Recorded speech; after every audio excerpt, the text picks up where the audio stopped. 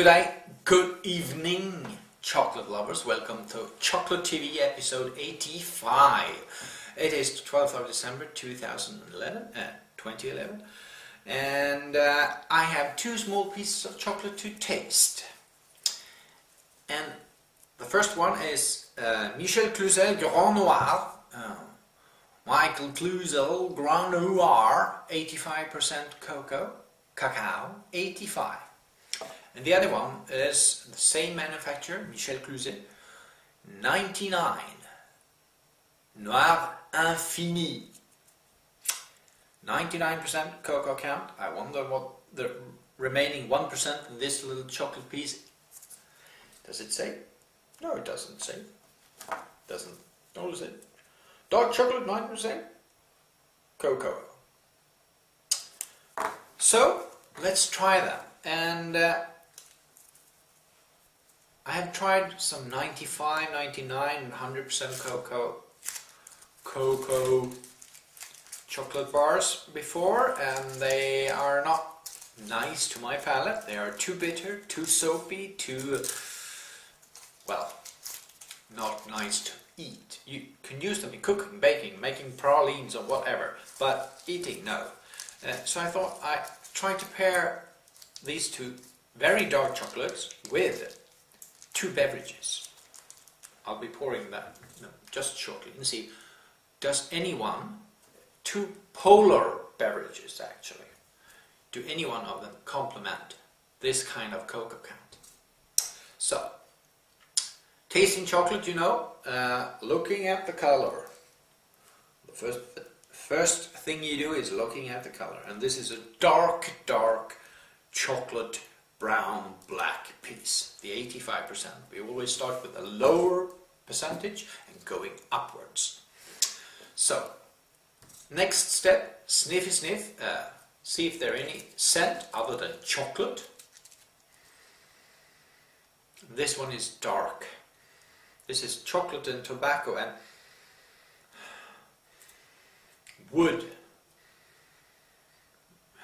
And I even smell some plastic, but this is not plastic, some sort of aluminium foil.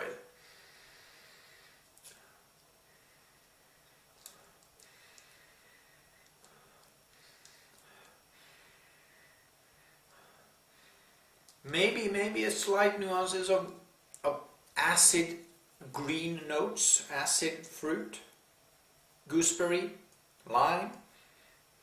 Hard to tell. It's a dark chocolate, dry, powdery scent that hovers around this piece of chocolate. So let's taste it.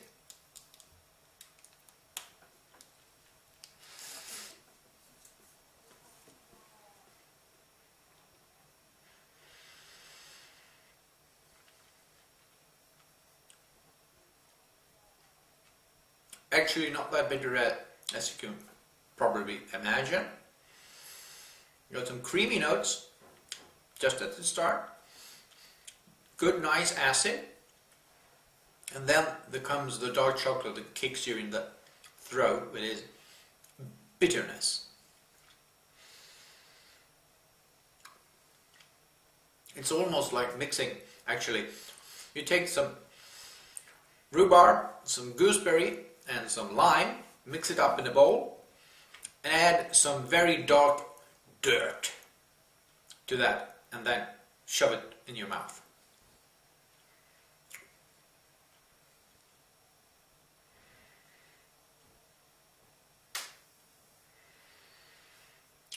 Surprisingly acid note all the time, from the beginning to the end.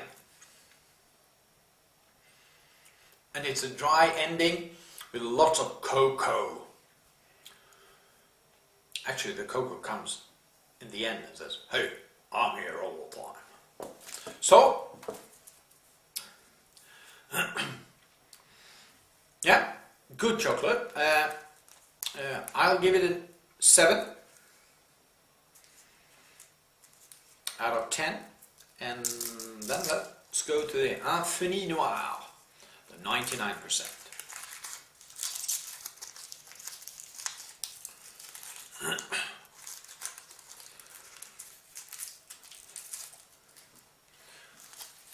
Actually it's about the same color, dark brown with a black hint. Nice little piece, 5 grams. Eat 3 of these every day and well, you may be healthy.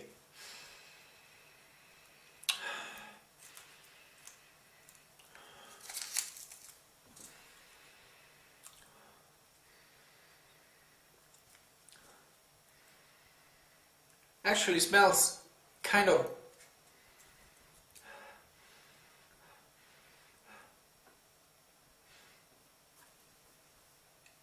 dry wood, and which has been polished with some varnish, and then someone spilled some sort of punch bowl or fruit salad on that and washed it away, and then you smell it. There's some hints of green and red fruit on that varnished dry wood.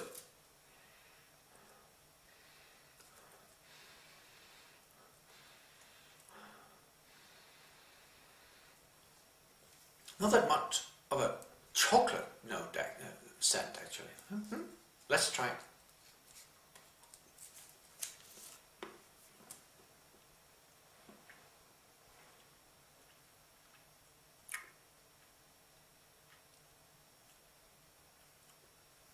That's bitter. Ooh, really bitter. You got a very strong bitterness paired with a surprisingly clean acid taste. Yeah, it's a feeling.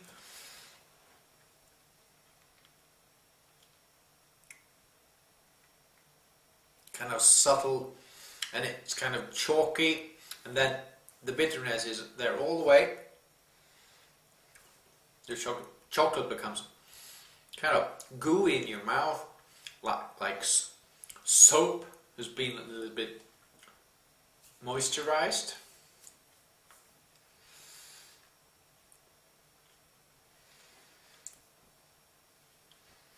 And then bitter tart chocolate that lingers really on top of everything. But there's some acid below, some red currant, some lime, and hints of cream, but they are overshadowed, overpowered by the tart bitter. Actually not tasting chocolate at all, it's something else. Well, I don't care for chocolate like this. I'm a chocolate lover and I can eat it, but this is a 5. It's not for eating actually. So, is it for pairing with a drink?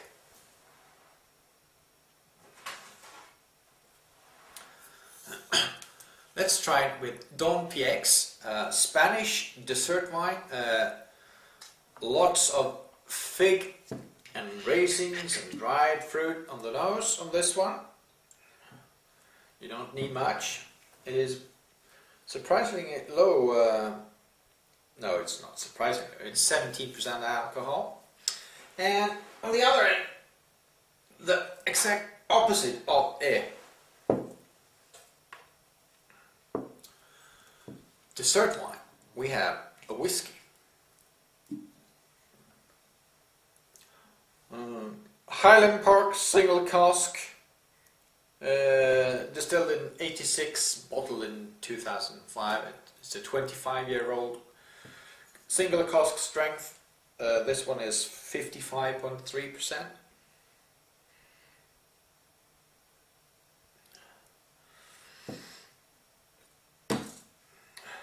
So a dessert wine and a whiskey, Highland whiskey. How do they compare or mix or kill the chocolate?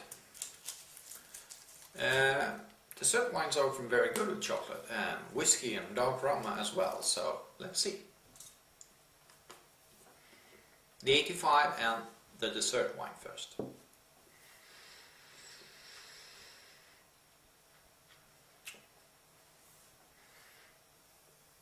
Actually, the 85 one seems really mellow and sweet now after tasting the 99.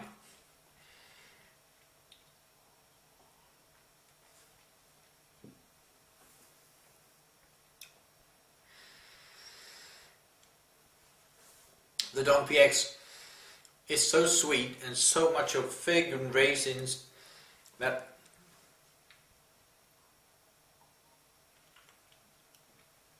actually overpowers the chocolate, but still you can feel the chocolate, and since it's very dry and tart and kind of bitter, it's good with some sugar to it. So let's try the 99.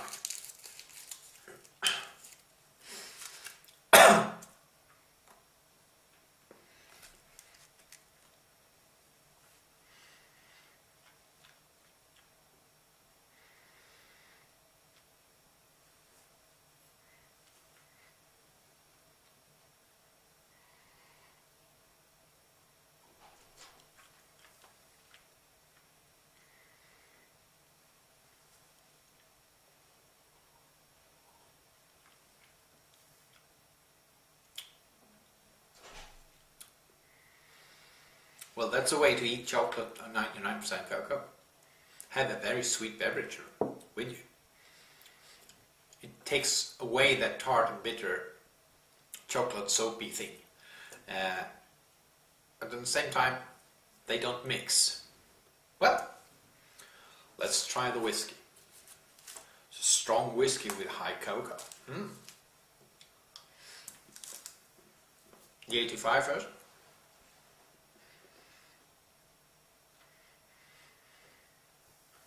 And when trying with a beverage, make sure you melt the chocolate in your mouth first, and then you add the beverage and see if they mix.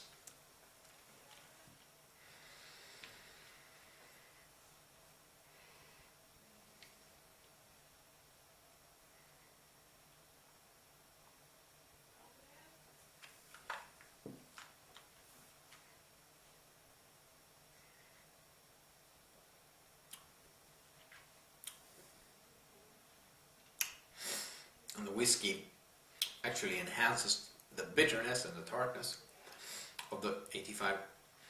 It brings out, and the whiskey in itself is quite flowery, so it brings out some floral aspects.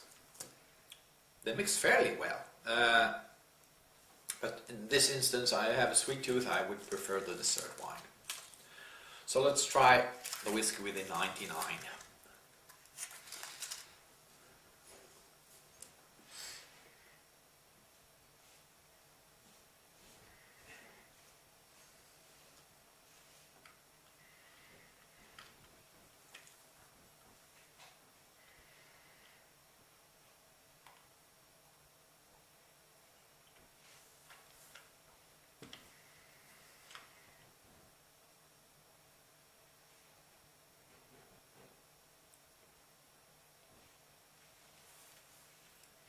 Well,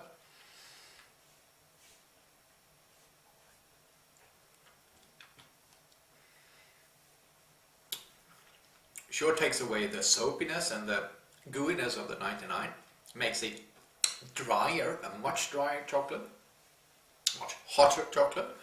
Well, 55.3% alcohol, that's hot. But it actually makes it easier to eat as well. So when it comes to 99, it's a toss-up between a dessert wine with a high sugar level or a really strong whiskey. And that's it for today. See you next Monday.